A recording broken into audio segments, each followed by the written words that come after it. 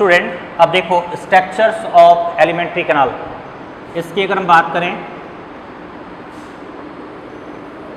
तो माउथ में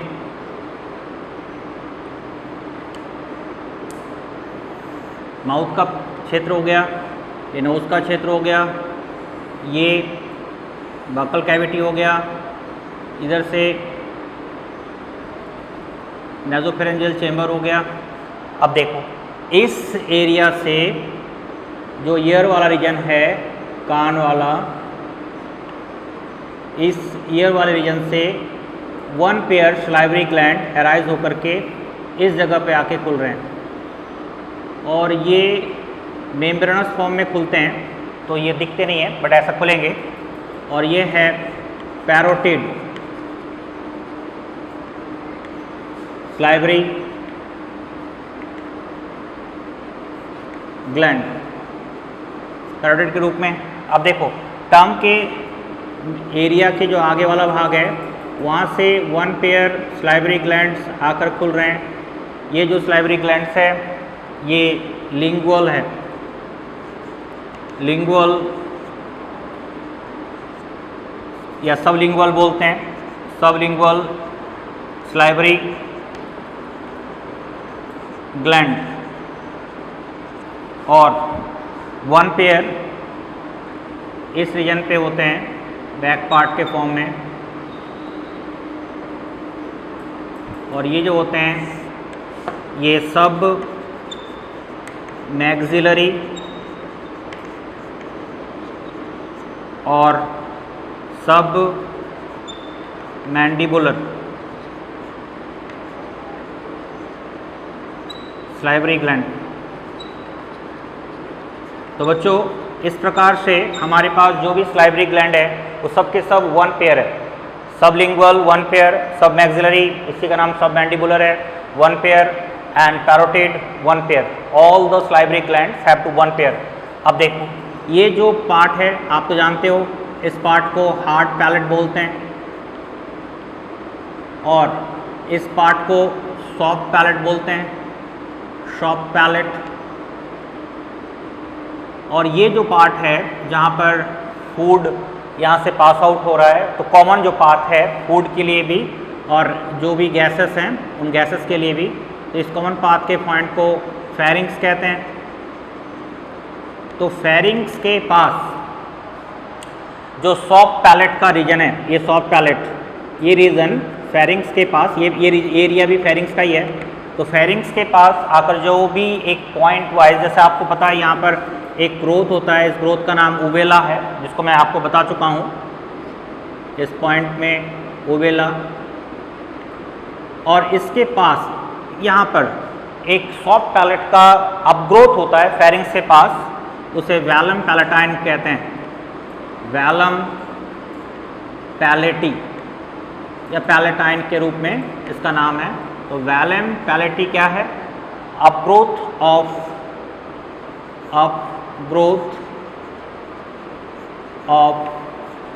soft palate in the region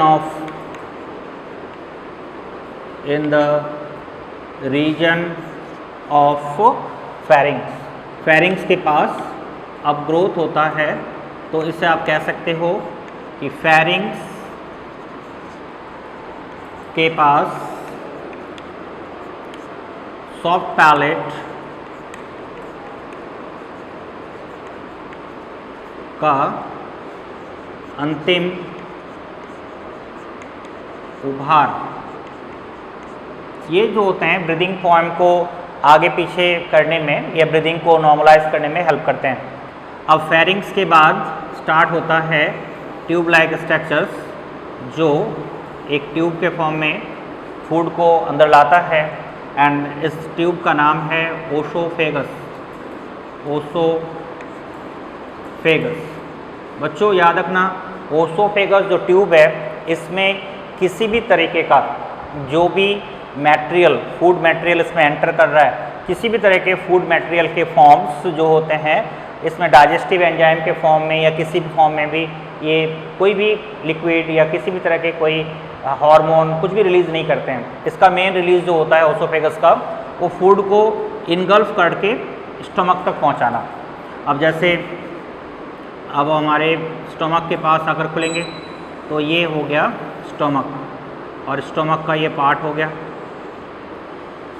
stomach जो होता है इसके स्ट्रक्चर्स को हम अलग से बताएंगे, बट अभी आप इन जनरल इसे याद रखो। स्टमक, ये जो स्टमक है ये एलिमेंट्री कैनाल का सबसे बड़ा अपग्रोथ रीजन है। ये एलिमेंट्री कैनाल का ही पार्ट है। एलिमेंट्री कैनाल में सबसे बड़ा जो फैला हुआ रीजन है वो स्टमक है। अब इसमें एक यू टाइप का ट्यूब होता है ऐसा, और जो यू टाइप के ट्यूब होते हैं, इस ट्यूब में इस तरह के स्ट्रक्चरल पॉइंट्स को ड्यूडेनम कहते हैं। डेनम, इसका नाम है ड्यूडेनम। ड्यूडेनम के आगे की ओर ग्रो करता रहता है, और फिर ये ग्रो करने के पहले ये हमारा सपोज लार्ज इंटेस्टाइन के पार्ट को हम ड्रॉ कर रहे हैं।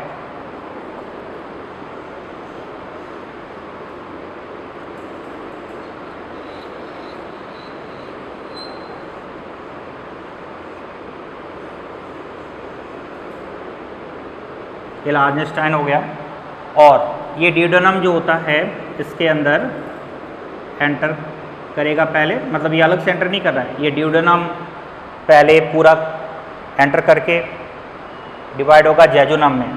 तो ये एरिया डायमीटर के फॉर्म में ज़्यादा होगा, और ये जो आप फोल्ड देख रहे हो इस फोल्ड का नाम है जेजुनम। तो ये जो फोल्ड है ये जेजुनम के रूप में है। जेजुनम का जो डायमीटर होगा वो कुछ ज़्यादा होगा। जेजुनम जब आगे की ओर और ग्रो करेगा तो इसका डायमीटर थोड़ा कम हो जाएगा, बट अभी डायग्राम के फॉर्म में आप इसे कैसे भी बना सकते हो।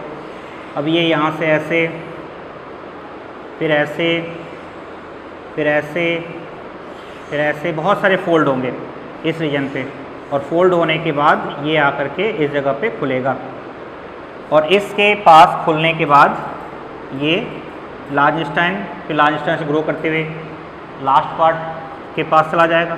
ये जो पार्ट आप देख रहे हो यहाँ पर एक छिपकली के पूंछ की तरह स्ट्रक्चर्स आपको दिख रहा है, ये ऐसा स्ट्रक्चर्स होता है, और ये जो स्ट्रक्चर्स अपग्रोथ रूप में है इसका नाम अपेंडिक्स है।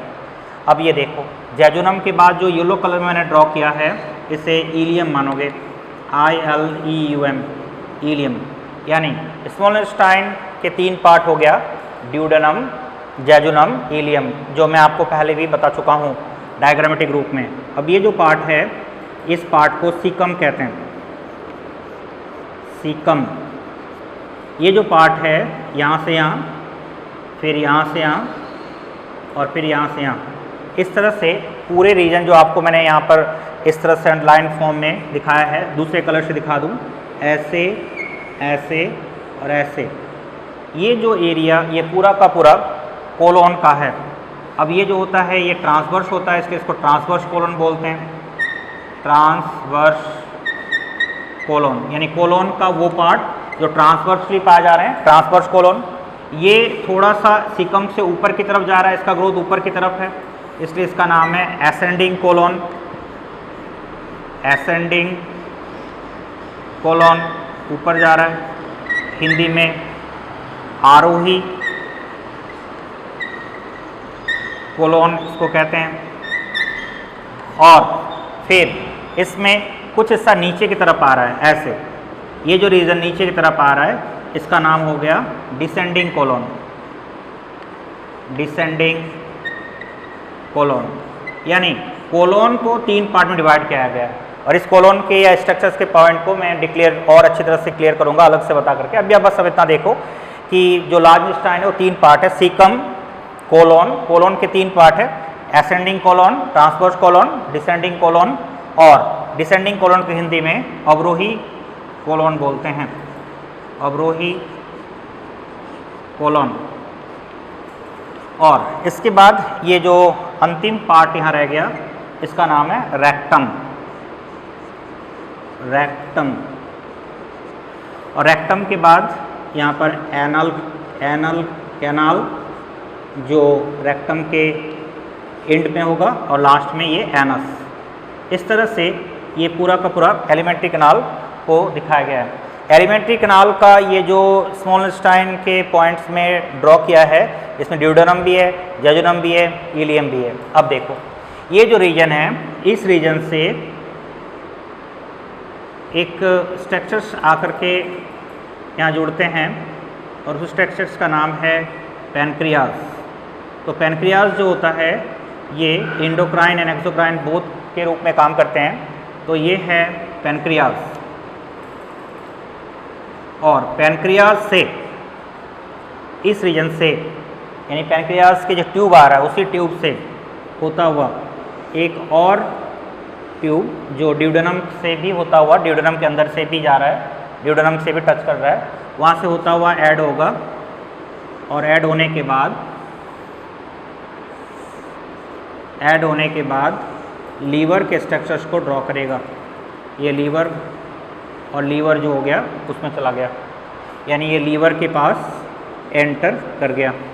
लीवर में एंटर करने के बाद ये जो ट्यूब आप देख रहे हो ये इस तरह से कई ब्रांचेस में डिवाइड होते हैं और इसमें जो होते हैं फिर ब्रांचेस ग्रो करते हैं और फिर इधर भी जाते हैं। इस तरह से ये कई ब्रांचेस में ग्रो करते हैं और इस रीजन में एक गॉल ब्लैडर होता है। गॉल ब्लैडर जो होता है हिंदी में इसे पित्ताशय कहते हैं। तो पित्ताशय के पास ये जाता है, तो पित्ताशय के पास चला गया लीवर, यकृत, और ये जो होता है कॉमन डक्ट के रूप में होता है, यानी ये जो डक्ट है कॉमन हेपेटिक डक्ट के रूप में काम करेगा और ये लीवर के साथ, पैनक्रियाज के साथ, पैनक्रियाटिक एंजाइम, लीवर के एंजाइम, गॉल ब्लैडर के लिक्विड, सब के सब आकर के इसमें ऐड होगा। इसलिए ड्यूडेनम जो होता है it is the most active and it is most inventive part of alimentary canal, यानी हमारे एलिमेंट्री कैनाल का सबसे ज़्यादा एक्टिव पार्ट, इफेक्टिव पार्ट, सबसे ज़्यादा इमरजेंसी पार्ट, सबसे ज़्यादा बिजी पार्ट अगर कोई है तो वो है ड्यूडेनम। सबसे ज़्यादा फूड का जो डाइजेशन होता है वो भी ड्यूडेनम रीजन पे होता है। और जेजुनम, उसके बाद जेजुनम का डायमीटर थोड़ा ज़्यादा होगा और इलियम की लेंथ जेजुनम से भी ज़्यादा है, लेकिन जेजुनम की जो डायमीटर है वो ज़्यादा और इलियम का जो डायमीटर है वो थोड़ा कम होगा। इस तरह से पूरा स्ट्रक्चर जो आप देख रहे हो ये एलिमेंट्री कैनाल के फॉर्म को दिखा रहा है। अब देखो इसमें मैंने बताया है कि ये हमारा माउथ का पार्ट है और माउथ के पार्ट से जब कोई फूड हम लेते हैं तो फूड हमारे यहाँ टीथ मैस्टिकेट करता है, पीस देता है। इसके बाद ये इस बक्कल कैविटी रीजन पे जाता है। आपको पता है कई प्रकार के टॉन्सिल्स है और वो सभी अलग अलग प्रकार के लिक्विड वगैरह रिलीज करके इस बक्कल कैविटी रीजन पे फूड के साथ आने वाले जो भी पैथोजेंस है उसको किल करते हैं और फिर ये आगे की ओर जाता है। इसमें हार्ड पैलेट, सॉफ्ट पैलेट्स वगैरह हैं, ऊवेला है। फिर ऊवेला के पास जो एक राउंड फॉर्म बनता है जो फेरिंग्स के पास जा रहा है, उस फॉर्म को, उस स्ट्रक्चर्स को यहाँ पर वैलम पैलेटाई कहते हैं। That means upgrowth of soft palate in the region of the pharynx, यानी फेरिंग्स के पास जो अपग्रोथ हो रहा है, उभार हो रहा है, उसी को यहाँ पर वैलम पैलेटी कहते हैं। अब हम बात करें तो जो भी यहाँ सलाइवरी ग्लैंड को मैंने ड्रॉ किया है वो ईयर से अंदर नहीं है, ईयर के ठीक लोअर रीजन पे है और ईयर से जो लोअर रीजन है वहाँ से अराइज होकर के माउथ के इस बक्कल कैविटी रीजन पे आगे खुलता है। इसका नाम पैरोटिड सलाइवरी ग्लैंड, ये भी वन पेयर होगा। ये जो देख रहे हो सबलिंगुअल सलाइवरी ग्लैंड, ये भी वन पेयर होगा और ये जो देख रहे हो सब मैक्सिलरी एंड सब मैंडिबुलर, ये भी वन पेयर होगा। सभी वन पेयर यानी 3 पेयर सलाइवरी ग्लैंड्स हमारे माउथ में होते हैं। हाँ, कुछ जानवरों में जैसे कि हार्बिवोरस एनिमल्स हैं उनमें 4 पेयर होते हैं, एक उसमें ऑर्बिटल, इंफ्रा ऑर्बिटल लूप और भी होते हैं। अब देखो ये यहाँ से आगे जा रहा है ओसोफेगस। ओसोफेगस जो आपको मैंने बनाया है इसमें फूड पास आउट होगा और फूड स्टमक में आएगा, लेकिन इस रीजन पे आने के दौरान फूड का किसी भी तरह के कोई एंजाइमेटिक रिएक्शन में पार्टिसिपेशन नहीं होगा, माउथ के रीजन पे हो सकता है। अब आगे देखो यहाँ पर स्टोमक का पॉइंट ड्रॉ किया है। स्टोमक के पॉइंट से जब ये आगे बढ़ रहा है तो ये सी या इस प्रकार के फोल्डेड फॉर्म में एक आपको स्ट्रक्चर दिख रहा है। इस स्ट्रक्चर्स को यहाँ पर ड्यूडेनम कहते हैं। ड्यूडेनम जो होता है ये मोस्ट एक्टिव पार्ट होता है। सबसे ज़्यादा फूड का जो डाइजेशन होता है वो इसी रीजन पे होता है, क्योंकि फूड यहाँ से मैस्टिकेट होने के बाद धीरे धीरे फूड यहाँ से पास आउट होते हैं। तो यहाँ से पास आउट होने के दौरान पैनक्रियाटिक जूस रिलीज करते हैं, बहुत सारे एंजाइम रिलीज करते हैं। लीवर और गॉल ब्लैडर भी अपने अपने केमिकल्स रिलीज करते हैं और सारे केमिकल्स यहाँ मिलते रहते हैं और कॉमन हेपेटिक डक्ट के द्वारा ये और ये जुड़े होते हैं और इसके बाद यहाँ खुलते हैं। इसके भी स्ट्रक्चर में कई कॉम्प्लिकेशन होते हैं जिसको मैं अलग से ड्रॉ करूंगा, जिसमें sphincter of body, sphincter of ऑर्डन वगैरह कई नाम है। और फिर ये यहाँ से पास आउट होने के बाद ये जो ड्यूडेनम होता है, जब ये आगे की ओर इंक्रीज कर जाता है तो इस रीजन को यहाँ पर जेजुनम कहते हैं। जेजुनम जब आगे और बढ़ जाता है तो इलियम कहते हैं। तो ये 3 पार्ट हो गया स्मॉल इंटेस्टाइन का। अब अगर हम देखें तो सीकम का जो पार्ट है इसमें एक छोटा सा टेल जैसा ग्रोथ आपको दिख रहा है, इसे अपेंडिक्स कहते हैं। इसका नाम होता है अपेंडिक्स यानी प्रयानिका, हिंदी में प्रयानिका भी कहते हैं। तो अपेंडिक्स के रूप यहाँ पाए जाते हैं और अपेंडिक्स जुड़े होते हैं सीकम के रीजन पे। फिर थोड़ा ऊपर जाओगे तो असेंडिंग कोलोन, क्योंकि कोलोन का ही पार्ट है, ये पूरा कोलोन है। कोलोन सबसे बड़ा पार्ट होता है एलिमेंट्री कैनाल के लार्ज इंटेस्टाइन में। और ये असेंडिंग कोलोन थोड़ा आगे जाएगा इस प्रकार से, तो ये ट्रांसवर्स कोलोन ट्रांसवर्स फॉर्म में है। और फिर ये नीचे की ओर जा रहा है तो ये डिसेंडिंग कोलोन। और फिर ये नीचे जो जा रहा है ये रेक्टम है, यानी लार्ज इंटेस्टाइन के 3 पार्ट हो गया, सीकम, कोलोन एंड रेक्टम। और बाद में एनस और एनल कैनाल के फॉर्म्स इसमें ऐड हैं। तो ये जो पॉइंट्स ड्रॉ किया मैंने, इसमें केवल मैंने आपको एलिमेंट्री कैनाल के स्ट्रक्चर्स को ड्रॉ किया। अब मैं इसके कुछ पॉइंट्स को बता रहा हूँ। Students, now we explain the parts of alimentary canal. First point, you know oesophagus. Oesophagus,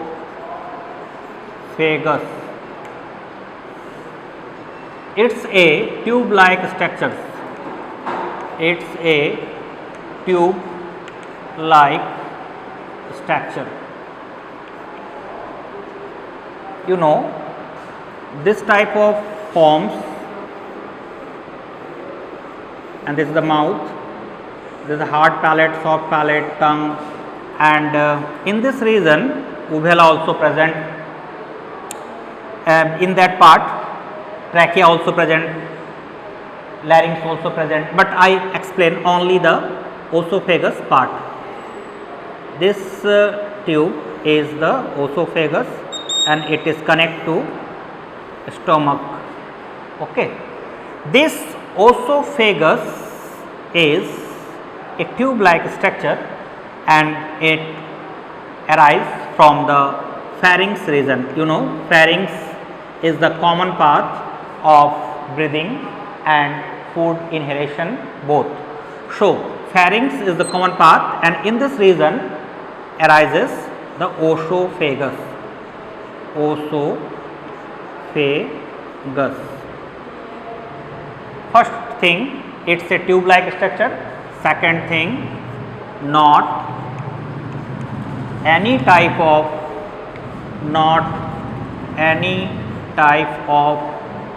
enzymatic secretion from oesophagus.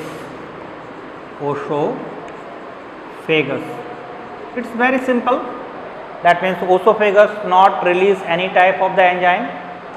Third thing, its main function to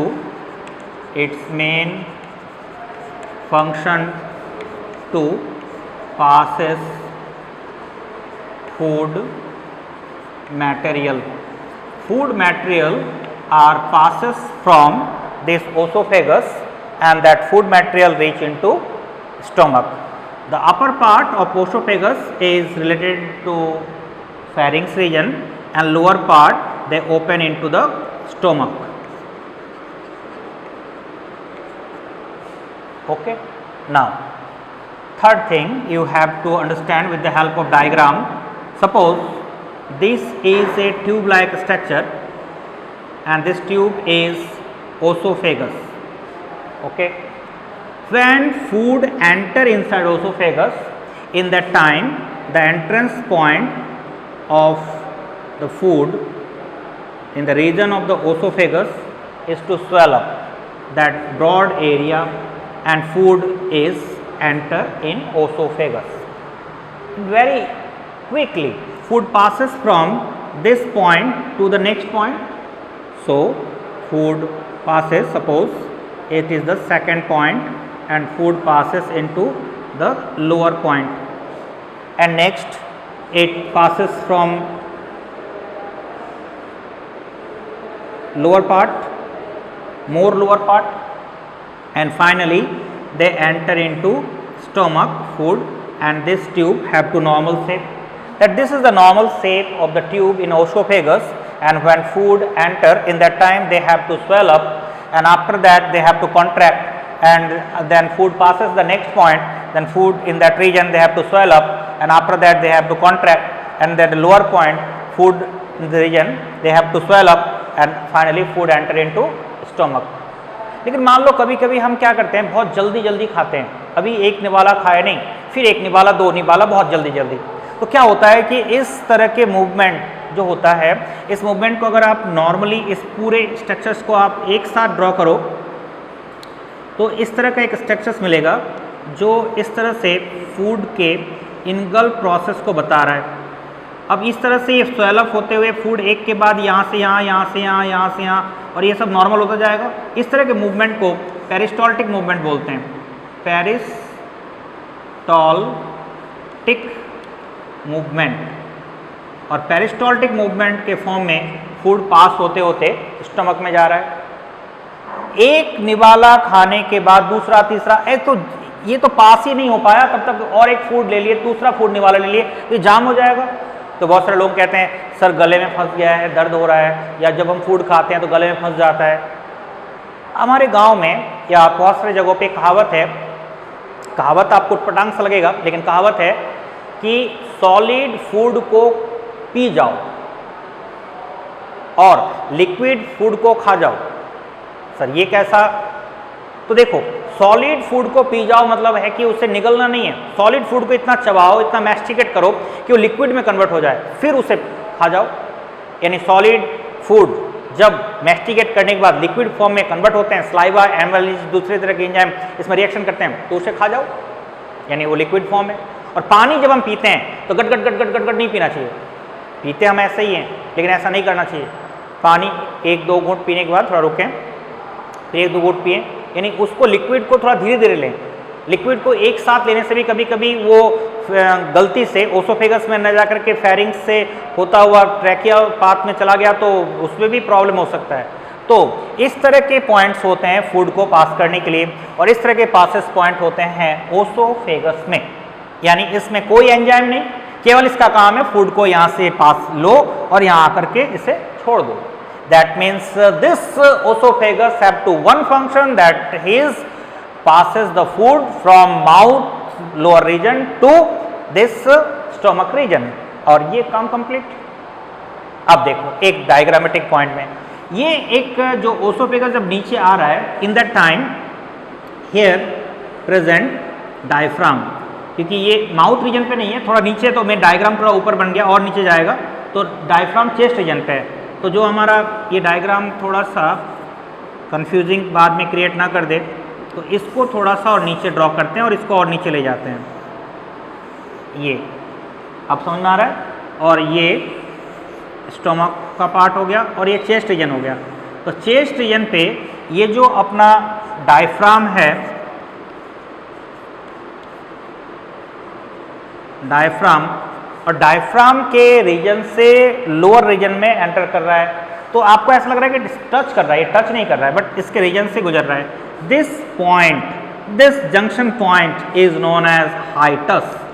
that means when oesophagus passes from this region to stomach region, in that time diaphragm, the region, they have to passes and looking like that touch to each other, and this structural form is known as hiatus, but really they not touch to this each other, ये touch नहीं करेंगे, लेकिन आपको ऐसा feel होगा, इस junction point को ये हाइटस कहते हैं। क्लियर? ये oesophagus complete. Now second point we deal the stomach. Student, stomach, stomach is broadest part of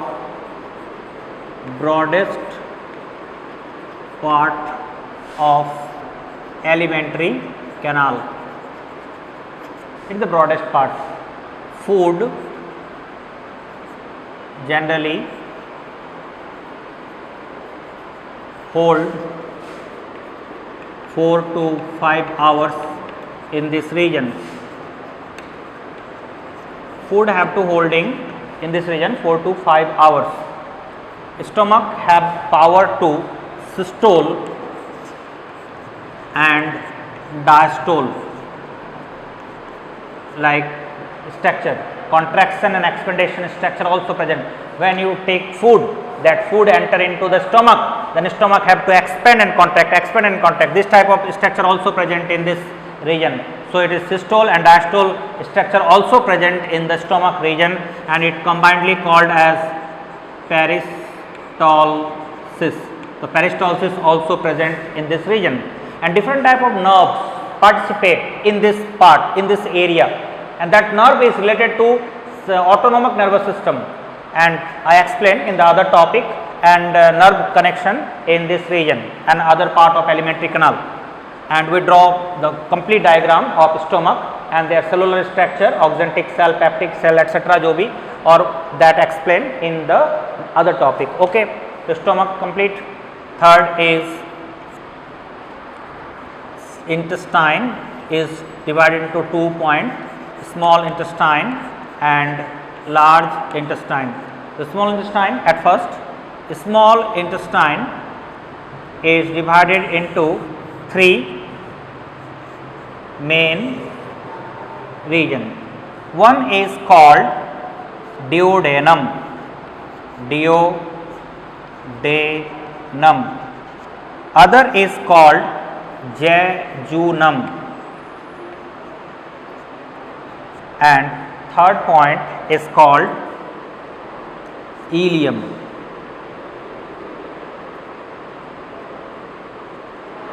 Three region is present in small intestine.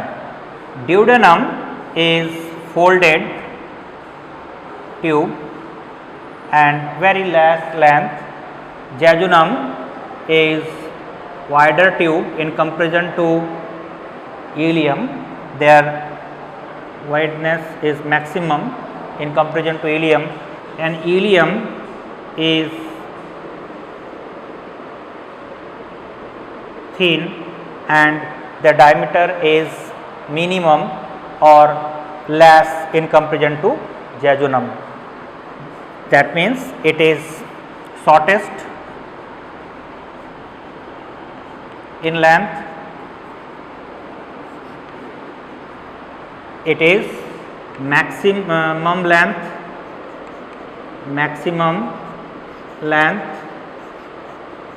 and their length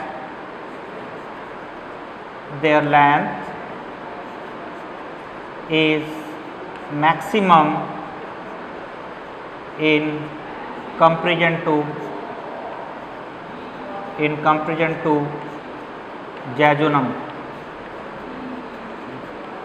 Its maximum you have to confuse, so you write down minimum length. It clear that.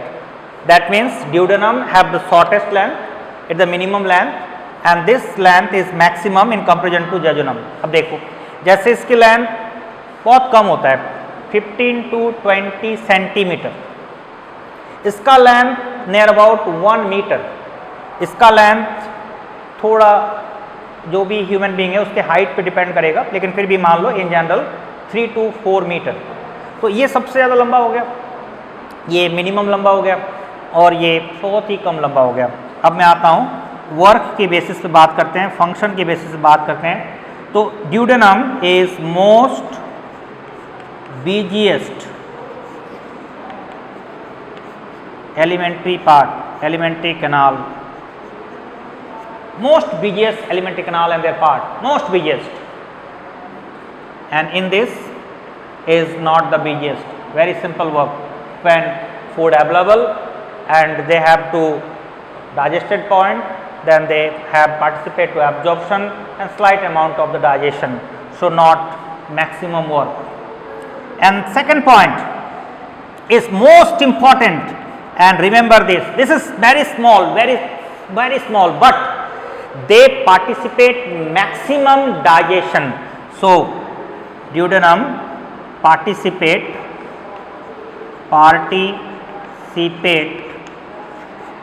maximum digestion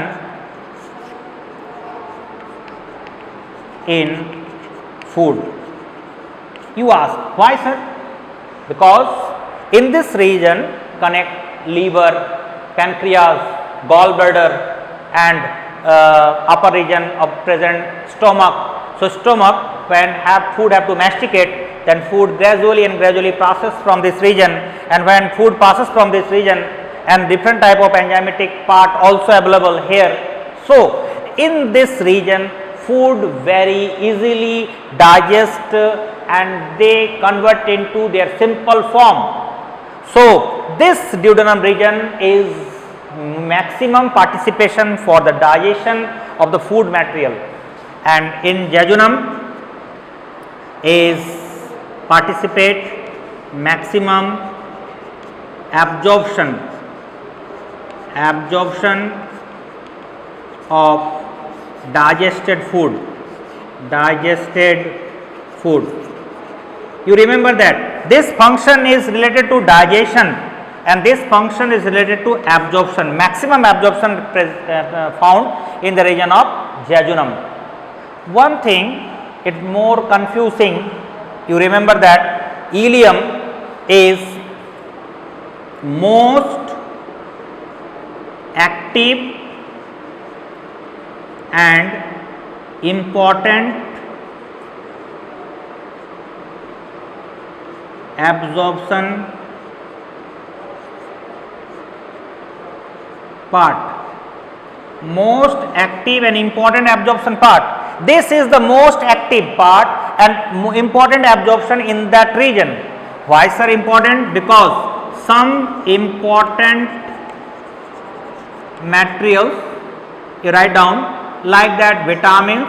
When you take vitamins, then vitamin B12, vitamin B, vitamin C, vitamin D, vitamin E, etc. Different type of vitamins present, and all the vitamins mainly absorb in the region of ileum. Second point, protein. Main protein absorption site is stomach. You write down this stomach is the main protein digestion place. Mainly protein have to digest in the region of the stomach, but protein absorb mainly in that region. This is the absorption.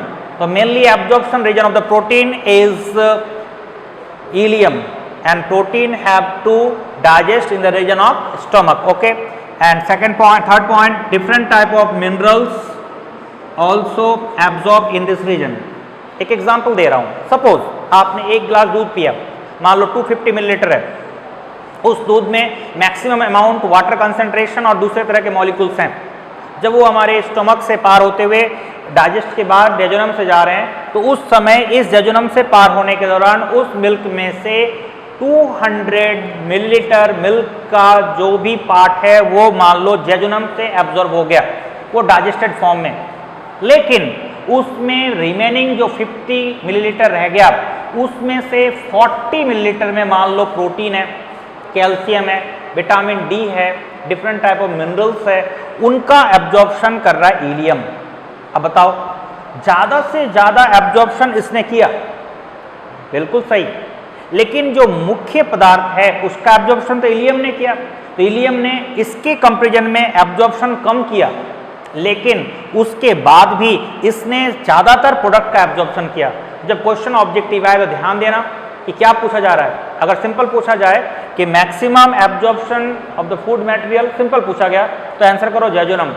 लेकिन पूछा गया maximum absorption in the important food material, minerals, vitamins, तो आपको बोलना होगा ilium. तो ये आपने डिफरेंस को समझ लिया.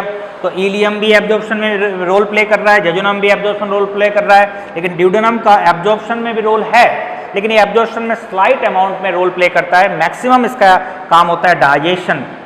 फूड का डाइजेशन यहाँ होगा, फूड का डाइजेशन यहाँ भी होगा, लेकिन यहाँ भी डाइजेशन होगा और फूड का डाइजेशन यहाँ भी होगा। ऐसा नहीं कि डाइजेशन ड्यूडेनम में कंप्लीट हो गया, ये यहाँ भी हो रहा है, यहाँ भी हो रहा है, सब जगह पे हो रहा है, बट इनके कंपेरिजन में यहाँ पर डाइजेशन कम हो रहा है, थोड़ा कम, और यहाँ पर डाइजेशन बहुत ज़्यादा। बस ये था स्मॉल इंटेस्टाइन के points. Okay, remember the student, now we explain the last part, and part of the alimentary canal, that is the large intestine. Large intestine is divided into 3 parts: cecum,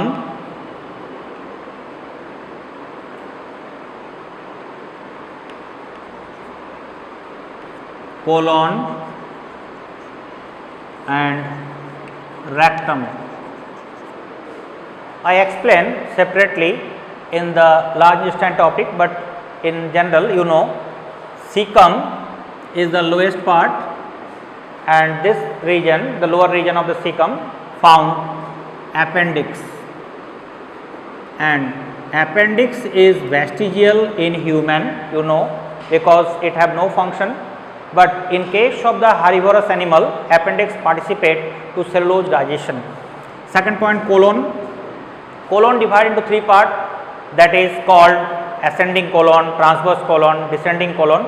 So, colon is the largest part of this large intestine, and rectum is end point, and it connects to the lower part of anus and anal canal, also related to the end part of rectum. So, these are the part of large intestine, and you know why it is called the large, because their diameter is maximum, and this diameter is maximum in large intestine. And suppose in small intestine we write down, suppose small intestine, and the time the diameter is very less in small intestine in comparison to large intestine. This region is called lumen region. So, lumen region, it is called as the lumen area because food passes from this region, digested or undigested. It is also called the lumen region. So, lumen region is most broadest. It is most broadest region in comparison to small intestine, and it is lumen region is thin, or you say less broader. So, it is called the large intestine because diameter is maximum. That is the diameter. So, diameter is maximum, and here the diameter is minimum. So, diameter is minimum, then it called the small intestine, and diameter is maximum, then it called the large intestine. But their length is less in comparison to small intestine. Small intestine